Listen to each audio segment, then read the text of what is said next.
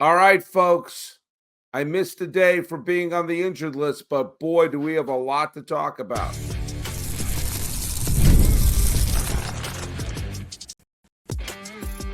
You are Locked On MLB, your daily MLB podcast, part of the Locked On Podcast Network, your team every day. Hello, baseball fans. Welcome to Locked On MLB, part of the Locked On Podcast Network, where it's your team every day. This is the daily podcast. We talk about all of Major League Baseball. I'm your host, Paul Francis Sullivan. Please call me Sully. Today's episode is brought to you by Booking.com. More like booking. Yeah. The right stay can make you a fan of any city, even your baseball rivals. Book today at Booking.com, the official accommodation partner of Major League Baseball.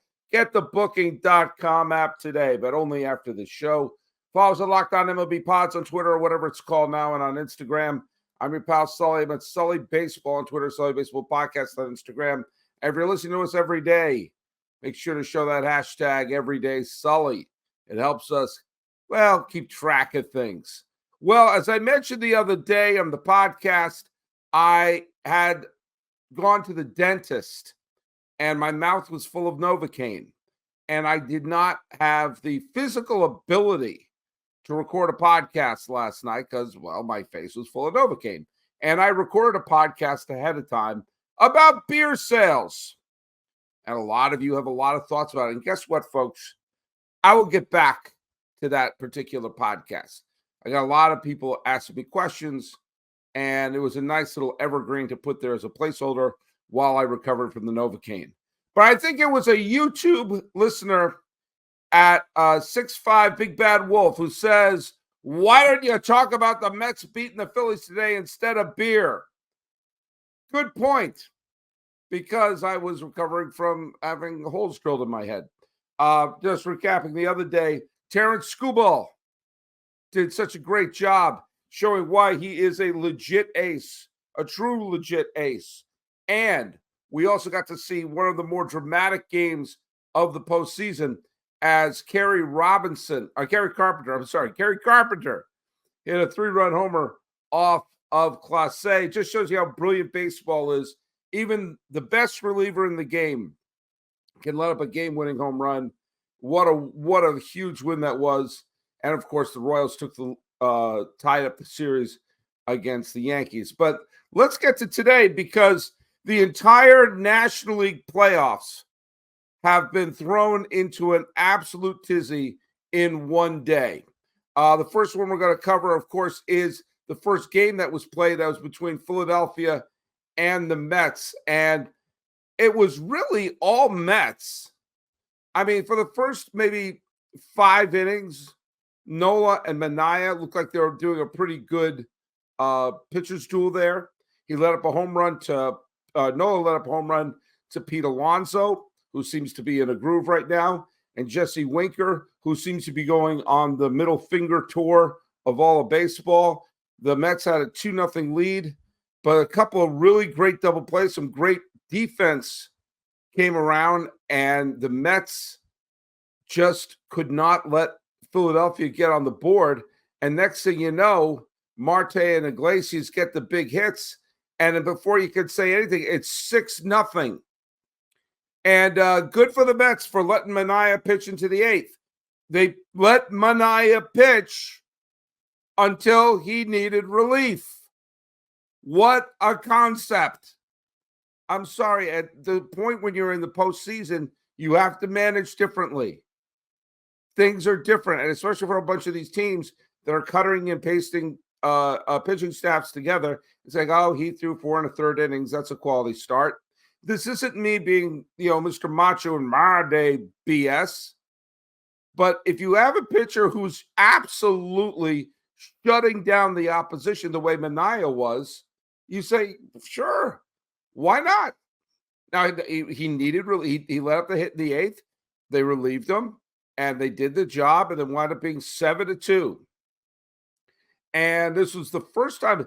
It was wild. I was thinking about this. My cousin Dave brought this up, and Howie Rose tweeted about this. All of these super dramatic Mets games, the games that got him into the postseason, the games that the doubleheader game on Monday, those wild games in Milwaukee, including the Alonso home run, the crazy games in Philadelphia, including the Phillies win on Sunday. All of those were on the road. This is the first time in like a week they've given Mets fans a week of just absolute heart attack baseball, all on the road. And so today, in front of friend of the podcast, Daniel Sepulveris, and a bunch of other Mets fans, and 44,000 good friends, the Mets really weren't challenged much. And the Phillies, the team that I picked to win the World Series from the beginning of the year and at the beginning of the postseason, are now staring elimination. Now, this is not a done deal, of course. It's Suarez versus Quintana. Now, Quintana can roll, but Suarez is no slouch. And the Phillies have shown all year that they are a good quality team. And if there is ever a series that seems just destined to go to a game 5 in a best of 5 series, it's this Mets-Phillies series. That is not me hating on the Mets. That's me just seeing these are two teams that seem to be a pair of rams smashing each other. And keep in mind, if the Phillies had done Operation Sean Mania in game 1 with Wheeler, have your ace pitch until he needs relief, then the Phillies may not be in this situation. Remember, Schwarber homered and Wheeler had the Mets on their heels the entire game, and then the Phillies bullpen imploded? They would have been up 2-bagel, and this would have been the Mets' ability to get back in the series. Now they're just facing elimination. Now, as I said, the Mets could indeed win this game tomorrow. They could indeed win this game. I think it's going to be a great matchup. But I'll tell you something that inadvertently became great about these matchups for Met fans. A big problem that baseball had for a while was some of their great marquee matchups were, well, the young fans couldn't watch them.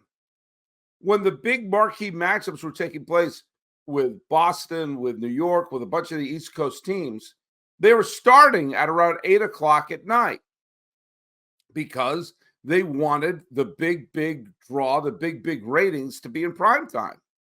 So while I was old enough to watch it, some of those games were going a little too late for young people to watch the entire dang game.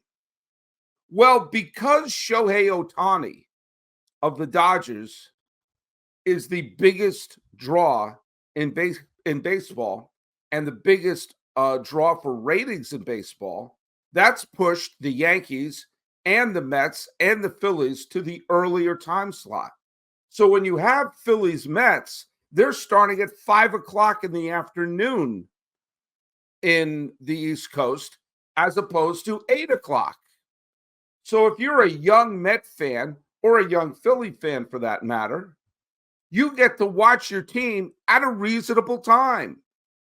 And that's pretty good. And you're seeing the ratings of the baseball postseason going up this year, just like you saw attendance going up this year. I guess baseball isn't dead, but it might be dead in Philadelphia if they don't pick up the pace.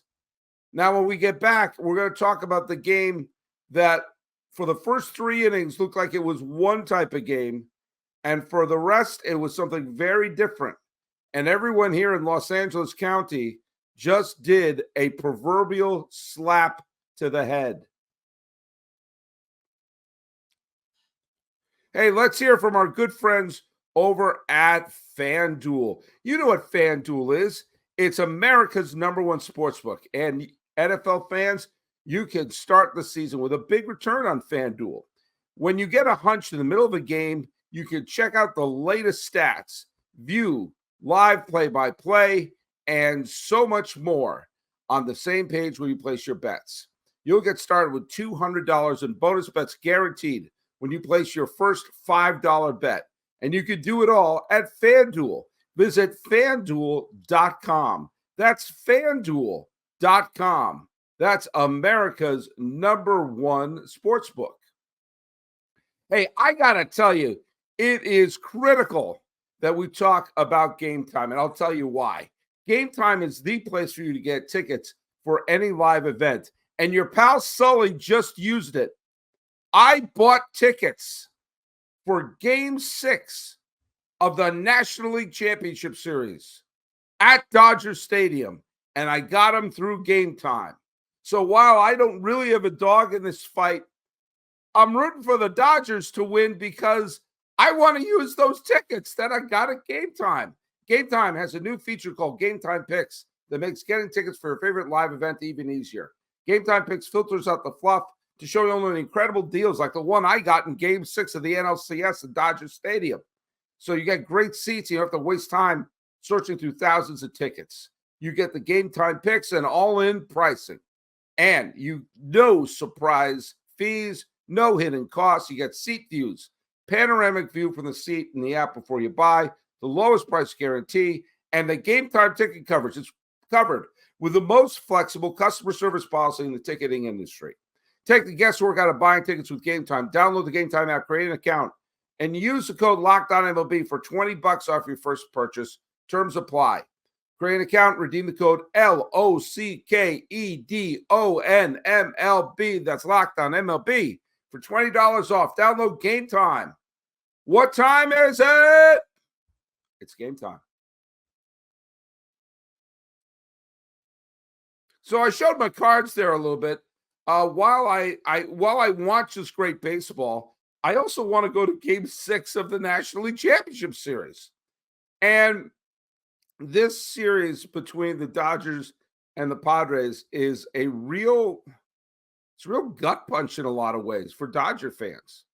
Now, we all saw Mookie Betts, who had a rotten 3-game division series last year, has been a big pile of nothing. Granted, he had a home run stolen from him by Profar, but there was so much bad blood going into this game.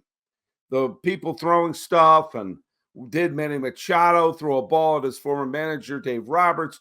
There is no love lost between Los Angeles and San Diego. And as someone who lives in Southern California, I have to tell you, it's a lot of fun. Rivalries are fun. Bitterness can be fun, as long as it's not, violent. But the Dodgers needed to show something, because what I said in the video I did at Dodger Stadium a few weeks ago, you can't trust this pitching staff. For all the talk and all the acquisitions and all the superstars and all the people saying it's not fair, it's not fair, it's not fair, they got to this point and their pitching staff's a mess. And Buehler came in, and Betts immediately gave him a 1-0 lead. Although Mookie Betts has no idea what to do on the base path. His home run was caught on Sunday, and he circles the bases. He hits a home run today, and he nearly ran off the field. So someone just pay attention to things, Mookie. Mookie had a good game, actually. He went 2 for 4. He scored a pair of runs. And then came the stupid bottom of the second. 1-0 game. And look, a lot of things happened wrong in that second inning. And of course, you had the home run by Tatis. You got a bunch of hits. But in many ways, the stupidest thing was a ground ball by Bogarts to Rojas. And he got no outs. The play, he tried to pull a double play, and he got nobody. He just threw to first or made a clean play to second, whatever, get at least one out. And from that moment, from that stupid moment, and that scored Machado, that tied the game, but it also was there's no outs. And it just opened the floodgates. You could tell. You got to get an out in that situation. Then if it would have been 1-1, 1 out, runner on third, okay. But up comes Peralta, and next thing you know, it's 3-1. And then Tatis hits the home run. It's now 6-1. And you're like, do you pull Buehler? You can't. You can't afford to. You can't afford to have every game your pitcher being pulled early. So they had to let Buehler basically, they couldn't pull him. In a normal situation, you know what? We got to bring in someone right now. But Glasnow's down, Kershaw's down, Ohtani can't pitch. You don't know what the hell you're getting out of Yamamoto. And they had to let Buehler keep going. Now, to Buehler's credit, he gave him 5 innings. You know the pitching staff's a mess when you throw 5 innings and let up 6 runs in 5 innings. That's a 10.80 earned run average. And people are saying, well, got to give him credit. Any other situation, that's a grotesque start. And it was 6 runs in 2 innings. And it was like, okay, this game's over. And then 3rd inning, things started happening. And Teoscar Hernandez hits a grand slam. Now it's 6-5. And I'm thinking, oh my God, is this going to be a slugfest? Betts is homered. Hernandez is homered. This could turn into an absolute slugfesterinio. If you had told me then that was the end of the scoring, I would have thought you were off of your tree. But it was. Banda pitched well. Hudson did all right. In fact, the combination of Banda, Hudson, and Kopech surrendered no runs, no hits, and no walks. You can't ask for anything better than that. And San Diego, they only got 5 innings out of King. He wasn't great. But Estrada, Adam, Tanner Scott, the only blemish was Tanner Scott let up a hit to Freddie Freeman. And after it looked like it was going to be an absolute slugfest, both teams' offenses completely shut down.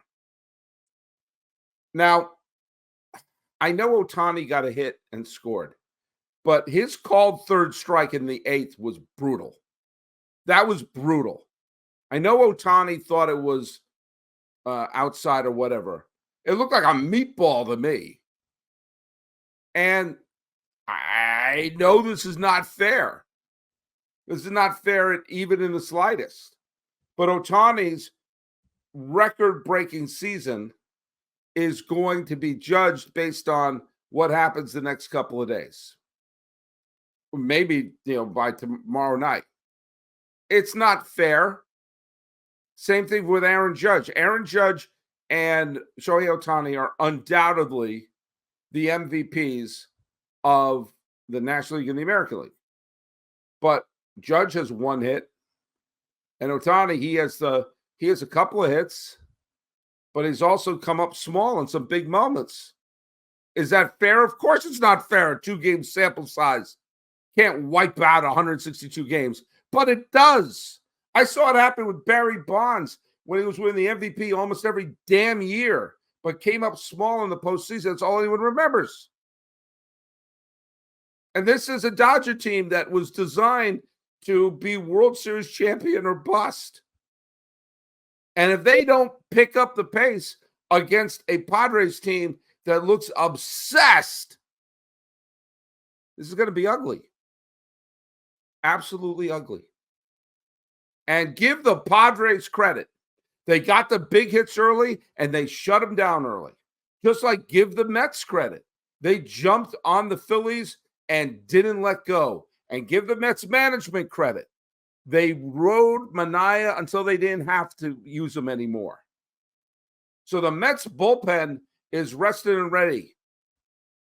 Now, I have no clue if LA's bullpen is rested and ready. I've got no clue what the situation was with San Diego either. But those 2 teams are meeting in prime time tomorrow.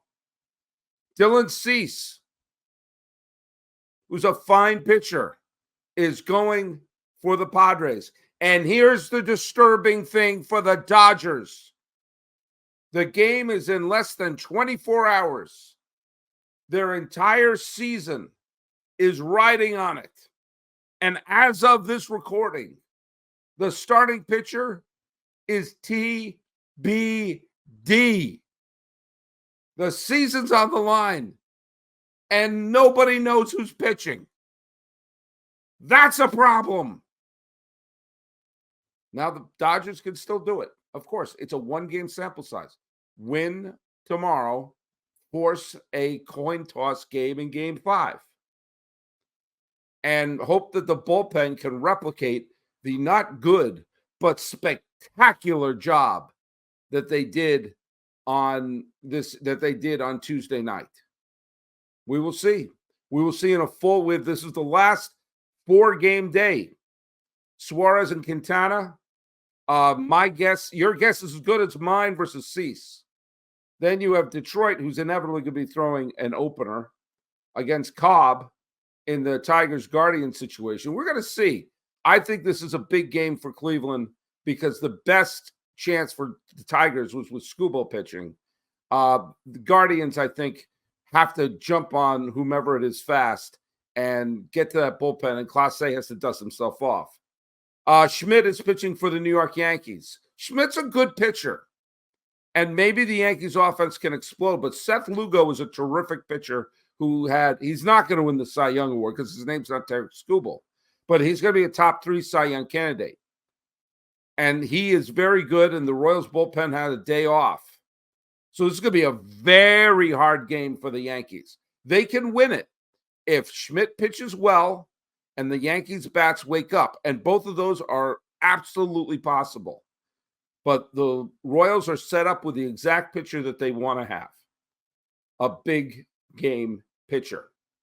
Now, when we get back, we're going to say goodbye to a legend and a big game pitcher who is also one of the most insanely likable players in baseball history. This episode of Locked On MLB is brought to you by Booking.com. Booking.com, or like Booking.yeah.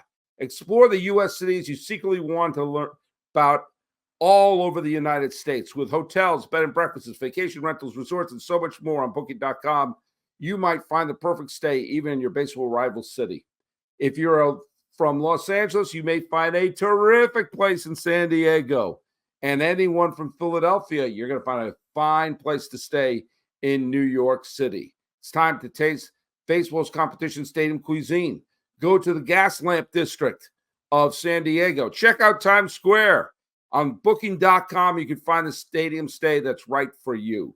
Now, Booking.com delivers exactly the right stay, and it can help you book a stay anywhere in the U.S., from hotels to look over stadium to family-friendly resorts to cute bed and breakfasts to a wonderful hotel that I stayed at in Cooperstown. Booking.com has so many great choices. The right stay can make you a fan of any city in the United States, even your baseball rivals. Booking.com, more like Booking.yeah. It's time to say rest in peace to one of the most popular Red Sox pitchers of all time and someone who was part of the early Red Sox teams that I remember as a kid, and that's El Tiante, Luis Tiant. He died at age 83 at his home in Maine. He was a native of Cuba who was embraced by New England when he arrived to the Red Sox in the 1971 season. It's funny. He was a star with the Cleveland Indians. In fact, started an all-star game. He was a terrific pitcher with the Cleveland Indians. His ERA in 1968 was 1.60. He was a tremendous pitcher, but he was traded from Cleveland to Minnesota, and it was a deal that involved Greg Nettles, and he did not fare well in Minnesota and ultimately was cut by the Twins, and the Braves signed him to a minor league contract, and they cut him, and he was signed by the Red Sox, and suddenly his career absolutely just skyrocketed.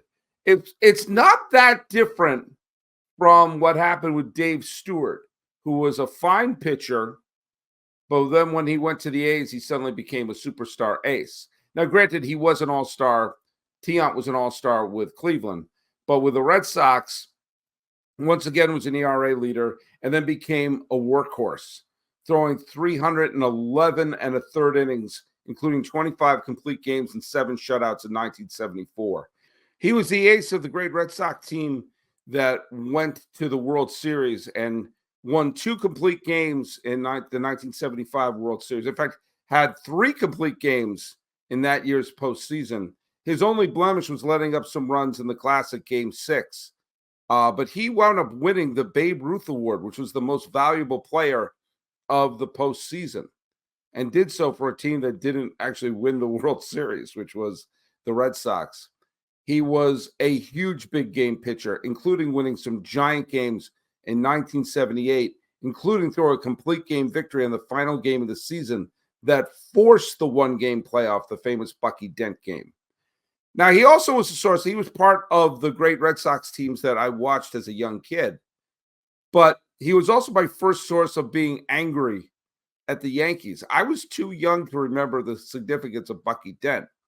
But he was a free agent after the 78 season.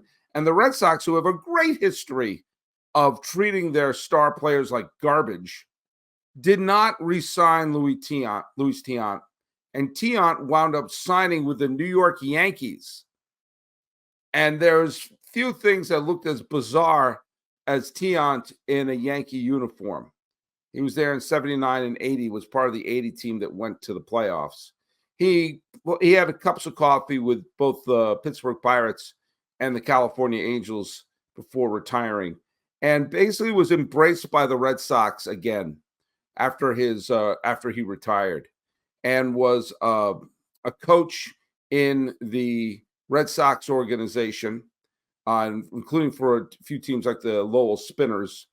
And he was a coach also in the Dodgers system and the White Sox system, and coached for the Savannah College of Art and Design, which is a great arts college in Savannah. My dear friend Stephen Gardner is a professor there. Never thought of them as a big baseball powerhouse, but they had Luis Tiant there. And he wound up living and retiring in New England. And he lived in Southborough, Mass. He lived in Maine. And he had the amazing windup. If you ever saw him pitch, he twisted his body around in a completely herky-jerky motion. He had the great stash, and there's some fabulous pictures of him in the 70s with his huge Cuban cigar, and was kind of this pudgy look to him. He didn't look like an athlete. He had that Valenzuela quality of a player who didn't look like an athlete, but man could mow you down. He had actually also had a couple of funny cameos on Cheers as well. But he was flamboyant. The Red Sox fans loved him. He apparently had a fabulous sense of humor. And he also is a great reminder of some things that could have been. He had fabulous talent, obviously multiple All-Star, and a great big game pitcher.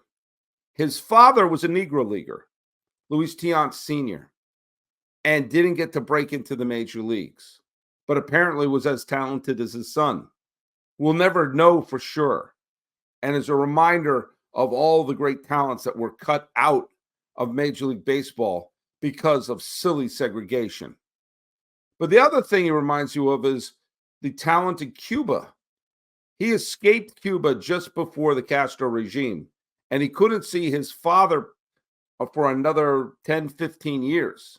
His father never saw him pitch in the major leagues until the Red Sox snuck him out of Cuba and had him be in attendance for Game 1 of the 1975 World Series, where Luis Tiant not only threw a complete game victory, but got an RBI hit for a good measure.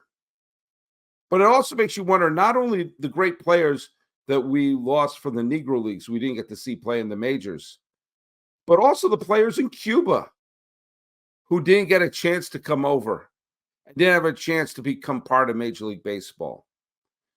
He did not get elected to the Hall of Fame. He got in, the writers didn't vote him in, and he fell short in a couple of the the Veterans Committee. But he's going to be a beloved Red Sox for all time, and someone who will be, for those of us who saw him pitch, they will know how wonderful El Tiante was. So rest in peace, Luis Tiant. And there may be not another one like you ever. Well, hey, I'm back. The Novocaine's off, and we're 4 games tomorrow. The last day of the year, we're going to have 4 games. So we're going to see, will the National League playoffs extend another day, or is this it? And who's going to take control in the American League? So follow us at Locked On MLB Pods on Twitter or whatever it's called now and on Instagram. I'm your pal Sully. I'm at Sully Baseball on Twitter, Sully Baseball Podcast on Instagram, talking about the Dodgers, the Phillies, the Mets, the Padres, Luis Tiant, but not beer. This has been Locked On MLB. I am your host, Paul Francis Sullivan. Please call me Sully.